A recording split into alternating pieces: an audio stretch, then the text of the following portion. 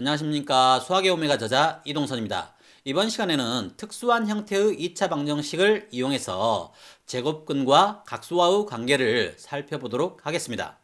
3차 방정식의 근을 대수적으로 해석할 때 쓰는 방법인데 이 방법이 세제곱근이 아닌 이 제곱근에서도 마찬가지로 사용될 수 있습니다. 이번 시간에 알려드리는 내용을 이해한다면 수의 기본적인 대수 구조를 완벽하게 파악할 수 있을 뿐만 아니라 각수의 완벽함을 깔끔하게 느끼실 수 있습니다. 1차원적인 관점보다는 2차원 또는 3차원적인 관점을 이해하면 수를 훨씬 더 정확하게 이해하고 다룰 수가 있는데 그것을 가능하게 하는 것은 오직 각수 개념 이외에는 없습니다. 또한 수가 어떤 형식으로 존재하든 수를 구성하는 크기와 각 방향의 요소로 쪼개서 다루기 때문에 훨씬 정확하고 다루기가 편합니다. 수를 완벽하게 이해하기 위해서는 각수와 공학용 계산기의 사용은 선택이 아닌 필수입니다. 그럼 시작해 보겠습니다.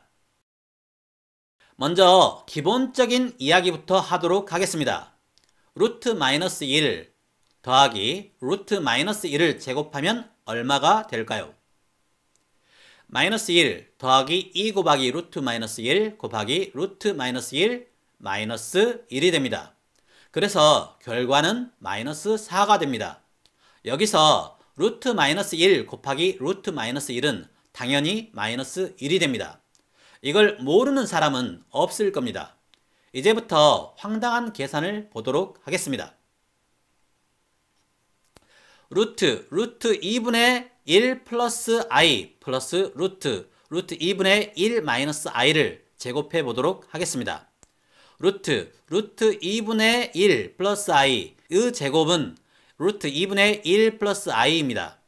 루트 2분의 1 마이너스 i의 제곱은 루트 2분의 1 마이너스 i입니다. 그렇다면 2 곱하기 루트 2분의 1 플러스 i 곱하기 루트 2분의 1 마이너스 i의 값은 얼마일까요? 수학을 하는 거의 모든 사람들이 이 값을 2라고 합니다. 울프렘 알파 홈페이지 뿐만 아니라 주위에 복소수를 아시는 모든 분들에게 물어도 같은 답을 얻으실 수 있을 겁니다. 지금 이 강의를 보시는 대부분의 분들도 그렇게 생각하고 계실 겁니다. 과연 이것이 올바른 계산일까요? 지금부터 기존의 수학을 하셨던 사람들의 생각이 맞는지 확인을 해보겠습니다. 루트 마이너스 1은 각수에서는 루트 각 180도입니다. 그래서 루트 각 180도 더하기 루트 각 180도의 제곱은 마이너스 1 더하기 2 곱하기 루트 각 180도 곱하기 루트 각 180도 마이너스 1입니다. 루트 각 180도는 각 90도입니다. 그래서 결과는 마이너스 4입니다. 여기서 뒤에 있는 루트 각 180도를 루트 각 마이너스 180도로 바꿔도 됩니다. 다시 루트 각 180도 곱하기 루트 각 마이너스 180도는 마이너스 1입니다. 여기서 이 두 수의 곱이 마이너스 1이 되는 이유를 각의 관점에서 바라보도록 하겠습니다. 켤레의 관계에 있는 두 단위 각수를 곱하면 항상 1이 됩니다. 각 세타가 180도보다 작다는 조건에서 각 세타와 각 마이너스 세타를 곱하면 1이 됩니다. 하지만 이 두 수를 정상적인 각의 관계에서 보도록 하겠습니다. 정상적인 각의 관계로 두 각수를 다시 쓰면 각 세타와 각 360도 마이너스 세타이고 두 수를 곱하면 반드시 360도가 됩니다. 결과적으로 대수 관계에서의 각수인 각 360도는 각 0도가 됩니다. 그러면 여기서 켤레 관계에 있는 두 단위 각수가 제곱근 안에 있다고 하고 그 두 수를 곱해 보도록 하겠습니다. 루트 각 세타 곱하기 루트 각 360도 마이너스 세타는 어떤 결과가 되어야 할까요? 각 0도일까요? 아니면 각 180도일까요? 지금까지의 수학은 이 결과를 각 0도로 알고 있었습니다. 하지만 각수에서의 결과는 각 180도입니다. 왜 각 180도인지 논리적으로 계산해 보도록 하겠습니다. 각 126도와 각 234도가 있다고 하겠습니다. 두 수를 제곱근 안에 넣어서 표현해 보겠습니다. 각 126도는 루트 각 252도이고 코사인 252 더하기 아이사인 252라는 대수적 표현으로 바뀔 수 있습니다. 각 234도는 각 468도가 되고 코사인 468도 더하기 아이사인 468도라는 대수적 표현으로 바뀝니다. 대수적 표현의 계산 결과나 각수 표현의 계산 결과는 같아야 합니다. 그런데 코사인 468도 플러스 아이사인 468도는 코사인 108도 플러스 아이사인 108도의 대수 연산으로 계산이 됩니다. 그 최종 대수 결과에서의 제곱근 안에서의 360도의 각은 사라지게 됩니다. 여기서 이 두 수를 곱하면 최종 결과식은 각 180도입니다. 각 252도를 제곱근 밖으로 꺼내면 각 126도이고 각 108도를 제곱근 밖으로 꺼내면 각 54도입니다. 그리고 두 수를 곱하면 각 180도로 마이너스 1이 됩니다. 원래의 두 수 각 126도와 각 234도를 곱한 결과는 각 0도인 1이 되어야 합니다. 이런 황당한 결과를 지금 현 복소수 체계에서 사용하고 있습니다. 그럼 각수 체계에서 이 현상을 제대로 다루도록 하겠습니다. 각 126도를 제곱근 안에 넣게 되면 루트 각 252도입니다. 각 234도는 각수에서는 제곱근 안의 각이 360도보다 작아야 하기 때문에 각 180도를 제외한 각 54도만 제곱근 안에 넣을 수 있고 그 수는 각 180도 곱하기 루트 각 108도입니다. 그리고 제곱근 안에서 대수적 표현으로 바꾸고 계산을 하고 난 후에도 아무런 문제가 발생하지 않습니다. 연산자가 사용되었을 경우나 사용되지 않았을 경우나 모두 계산 결과는 일치해야 합니다. 지금까지의 수체계에서는 이 간단한 사실을 완벽하게 무시해 왔습니다. 그래서 많은 고차 방정식에 관한 공식들에서도 이 사실은 전혀 고려되고 있지 않았습니다. 각수에서는 각의 의미를 완벽하게 고려하고 있습니다. 2차 방정식의 켤레 관계에 있는 두 근에서도 뒤의 항에 마이너스가 항상 존재하는 이유는 마이너스는 각 180도로 제곱근 안에 절대로 넣을 수 없기 때문입니다. 오일러 항등식처럼 각을 지수에 쓸 수는 있지만 여러 대수 연산에서 끊임없이 그 연산을 제한을 해주어야 합니다. 너무 불편하고 실수하기도 정말 쉽습니다. 왜냐하면 많은 지수 연산이 각에서는 적용될 수 없기 때문입니다. 특히 3차원에서의 수에 오일러 항등식을 적용하게 되면 기존의 지수 법칙을 모두 무시해야 합니다. 오일러 항등식을 수로서 사용하게 되면 실수할 확률이 너무 큽니다. 오일러 항등식을 기본으로 한 현재의 대수체계도 엉망이라고 할 정도입니다. 그래서 오일러 항등식을 수로서가 아니라 함수 관계에서만 사용하는 것이 좋습니다.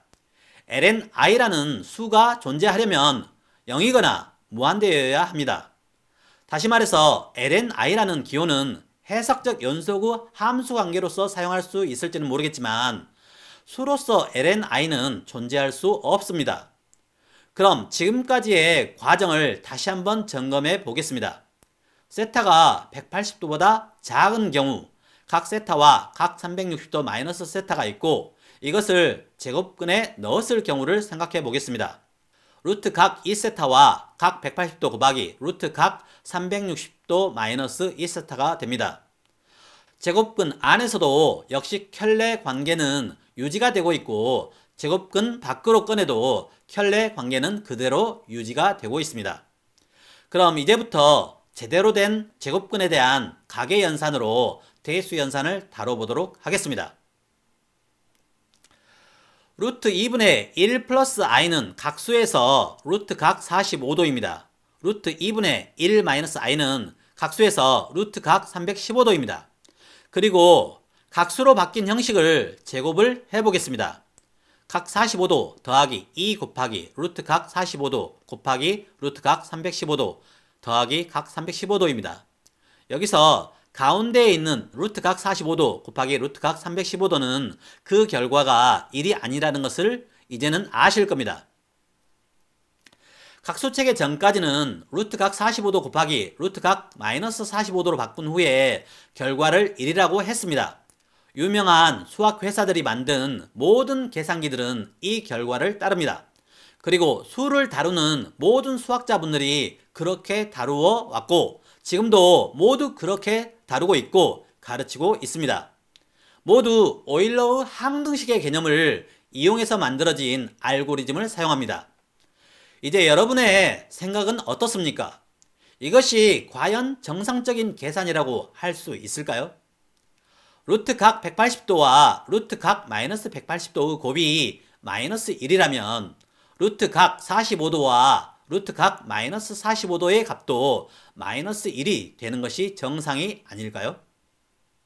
그래서 각수 연산의 결과에 의해서 이 두 수의 곱은 마이너스 1이 됩니다. 제가 강의한 한 수식은 하나의 값을 가진다와 연산자 콜론 제곱근 강의들을 보시면 제곱근에서 각을 다루는 방법을 훨씬 정확하게 이해할 수 있습니다. 그리고 그것이 맞습니다. 다른 예로 확인을 더 해보도록 하겠습니다. 루트 i 플러스 루트 마이너스 i를 제곱해 보겠습니다. i 마이너스 i 플러스 2 루트 i 루트 마이너스 i의 값은 각수를 모르는 사람들이 계산할 때는 2입니다. 하지만 루트 i는 각 45도로 코사인 45도 플러스 i 사인 45도이고 루트 마이너스 i는 코사인 135도 더하기 i 사인 135도입니다. 그러면 계산하고 남는 값은 루트 2i입니다. 그리고 제곱하면 정확히 마이너스 2입니다. 하지만 루트 i와 루트 마이너스 i를 울프렘 알파 계산기로 곱한 결과를 보시겠습니다. 1이 나옵니다. 실제로는 마이너스 1이 나와야 합니다. 이제 뭔가 잘못되었다는 생각이 드는 것이 정상인데 이것을 꼭 부정하고 싶어 하시는 분들이 많습니다. 그런 분들은 제가 올려드렸던 강의 한 수식은 하나의 값을 가진다와 연산자 콜론 제곱근 강의들을 꼭 보시기 바랍니다. 각수로 바꿔서 제곱을 해보겠습니다. 각 90도 더하기 각 270도 더하기 2루트 각 90도 곱하기 루트 각 270도입니다. 각수에서는 루트 각 90도 곱하기 루트 각 270도는 마이너스 1입니다. 그래서 각수에서는 정확한 결과가 나옵니다. 다시 말해서 루트 각 세타와 루트 각 360 마이너스 세타의 곱은 마이너스 1이 되는 겁니다. 그러나 복소수를 다루시는 모든 분들은 그것을 전혀 고려하지 않고서 수식을 다뤄 왔습니다. 다시 문제가 되었던 처음 수식을 보시겠습니다. 루트 2분의 1 플러스 i 곱하기 루트 2분의 1 마이너스 i의 값은 마이너스 1입니다. 지금까지 수학자 또는 수학을 하시는 어떤 분도 이 사실을 인지하지 못했고 지금도 전혀 못하고 있습니다. 그래서 지금까지 역사 속에서 3차 방정식의 근을 제대로 다룰 수 있었던 사람은 단 한 분도 없었습니다. 지금부터 보여드리는 수식들을 통해서 수에 대한 모든 조건을 고려하고 그 조건을 바탕으로 한 계산 과정을 다음의 수식에서 하나하나 보도록 하겠습니다. p 플러스 q의 제곱은 p의 제곱 플러스 q의 제곱 플러스 2pq입니다. p 플러스 q를 x라고 할 때 p의 제곱 플러스 q의 제곱의 값과 pq의 값을 알고 있다면 x인 p 플러스 q를 모두 구할 수 있습니다. 먼저 pq를 제곱하면 p의 제곱 곱하기 q의 제곱이 됩니다. p의 제곱 더하기 q의 제곱을 a라고 하고 p의 제곱 곱하기 q의 제곱의 값을 b라고 하고서 2차 방정식을 만들 수 있고 그 2차 방정식을 이용해서 p의 제곱과 q의 제곱을 구할 수 있고 주어진 조건과 제곱근을 이용해 p와 q 그리고 p 플러스 q인 x를 구할 수 있습니다. 2차 방정식은 t의 제곱 마이너스 at 플러스 b는 0입니다.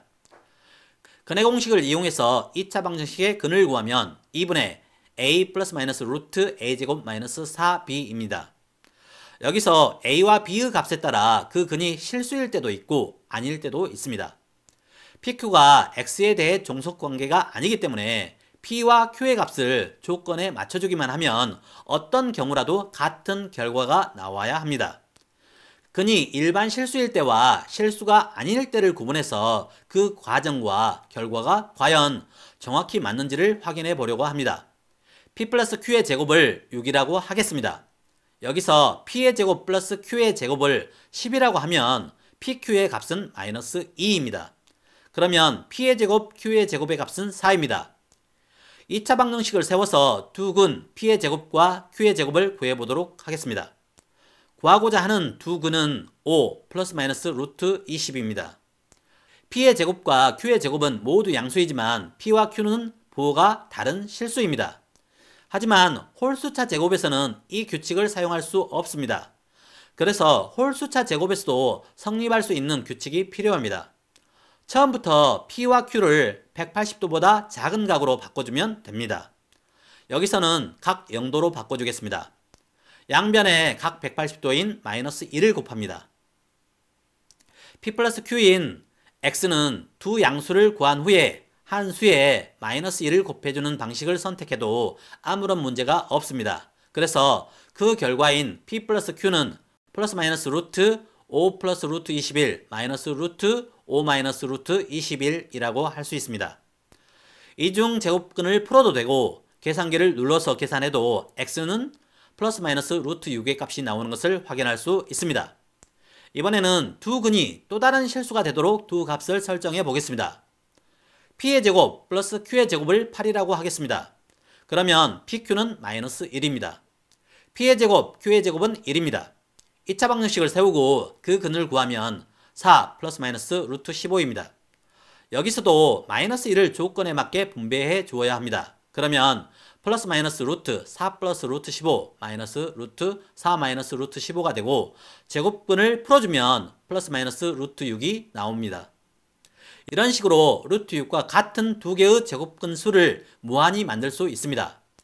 이번에는 실수가 아닌 경우를 보도록 하겠습니다. P의 제곱 플러스 Q의 제곱을 2 그리고 PQ를 2라고 하겠습니다. 그런데 여기서 P와 Q는 실수가 아닌 켤레 관계의 두 수입니다. 따라서 한 근은 분명하게 180도보다 큽니다. 따라서 이런 대수 연산을 할 때 각 180도를 포함한 근은 계산 중에 각 180도가 사라지기 때문에 미리 각 180도를 곱하거나 나누어줘서 180도보다 큰 각을 갖는 값의 각을 각 180도보다 작게 해줘야 합니다. 2차 방정식을 통해서 두 근을 구한 후에 P와 Q의 두 근 중에 하나에 180도를 곱해주면 원래 구하고자 했던 올바른 각을 가진 두 수를 구할 수 있습니다. 평면에서 두 각의 위치를 고려하면서 생각을 해보시면 원하는 점의 두 값을 정확하게 구할 수 있습니다. 세제곱 이상을 다룰 때 반드시 이 방법을 적용해야 원래의 정확한 세근을 구할 수 있습니다. 2차 방정식을 세우고 근을 구하면 1 플러스 마이너스 루트 3i입니다. 따라서 구하고자 하는 플러스 마이너스 P 마이너스 Q는 플러스 마이너스 루트 1 플러스 루트 3i 마이너스 루트 1 마이너스 루트 3i입니다. 만약 루트 1 플러스 루트 3i 마이너스 루트 1 마이너스 루트 3i가 루트 6과 같다면 제곱을 했을 때 6이 되어야 합니다. 제곱을 해보겠습니다. 1 플러스 루트 3i 플러스 1 마이너스 루트 3i 마이너스 2 루트 1 플러스 루트 3i 루트 1 마이너스 루트 3i가 됩니다. 정리하면 2 마이너스 2 루트 1 플러스 루트 3i 루트 1 마이너스 루트 3i입니다. 여기서 1 플러스 마이너스 루트 3i는 2 곱하기 2분의 1 플러스 마이너스 루트 3i와 같습니다. 크기 부분을 계산한 후에 정리하면 2 마이너스 4 루트 2분의 1 플러스 루트 3i 루트 2분의 1 마이너스 루트 3i입니다. 여기서 루트 2분의 1 플러스 루트 3i 루트 2분의 1 마이너스 루트 3i는 마이너스 1이 되어야 6이 됩니다. 여기서 두 개의 루트 속에 있는 크기가 1인 켤레 관계의 두 각수를 곱하면 마이너스 1이 된다는 것을 확실하게 확인할 수 있습니다. 또 다른 수의 조합을 사용해 보도록 하겠습니다. P의 제곱 플러스 Q의 제곱을 0이라고 하면 PQ는 3입니다. 그러면 P의 제곱, Q의 제곱은 9입니다. 여기서도 두 수 중에 하나는 무조건 각이 180도보다 큽니다. 따라서 마지막 P와 Q 중에 하나에 마이너스 1을 곱해줘야 합니다. 그래서 루트 3i 마이너스 루트 마이너스 3i 또는 마이너스 루트 3i 플러스 루트 마이너스 3i입니다. 이 두 수 중에 하나인 루트 3i 마이너스 루트 마이너스 3i를 제곱하면 6이 되어야 합니다. 제곱을 하면 3i 마이너스 3i 마이너스 2 루트 3i 루트 마이너스 3i입니다. 크기를 빼서 계산하면 마이너스 6 루트 i 루트 마이너스 i입니다. 여기서도 루트 i와 루트 마이너스 i의 곱은 마이너스 1이 되어야 합니다. 결국 두 개의 루트 속에 있는 크기가 1인 켤레의 관계의 두 수를 곱하면 마이너스 1입니다. 굳이 이 과정을 모르더라도 한 수식은 하나의 값을 가진다 라는 영상과 연산자 콜론 제곱근들의 강의를 보신 후에 계산해 보면 너무나 당연한 사실입니다. 이 당연한 사실을 계산기 프로그램에서 엉뚱하게 적용하고 있습니다. 이 모든 오류는 오일러 항등식의 개념을 잘못 적용한 알고리즘 때문입니다. 각수는 그 기본이 공간이기 때문에 잘못 적용될 일이 전혀 없습니다. 무려 500년 이상 수에 대한 이러한 간단한 비밀조차도 제대로 밝혀지지 않았습니다. 그 이유는 수가 무엇을 의미하는지를 정확히 정의한 사람이 아무도 없었기 때문입니다. 자, 지금부터는 수학에서 사용되는 모든 수는 반드시 각수 형태여야 합니다. 그래야만 모든 수식을 정확하게 파악할 수 있고 3차원에 존재하는 점들까지도 완벽하게 수로서 표현하고 사칙 연산으로 공간의 한 점을 자유롭게 다룰 수 있습니다. 3차 방정식의 공식에서도 그 근에 존재하는 각을 정확히 고려해야만 올바른 3차 방정식의 해의 형태를 구할 수 있습니다. 3차 방정식의 근에 대한 완벽한 이해는 3차 방정식의 대수적 해석 후반부 강의에서 만나실 수 있습니다. 다음 강의에서 뵙겠습니다.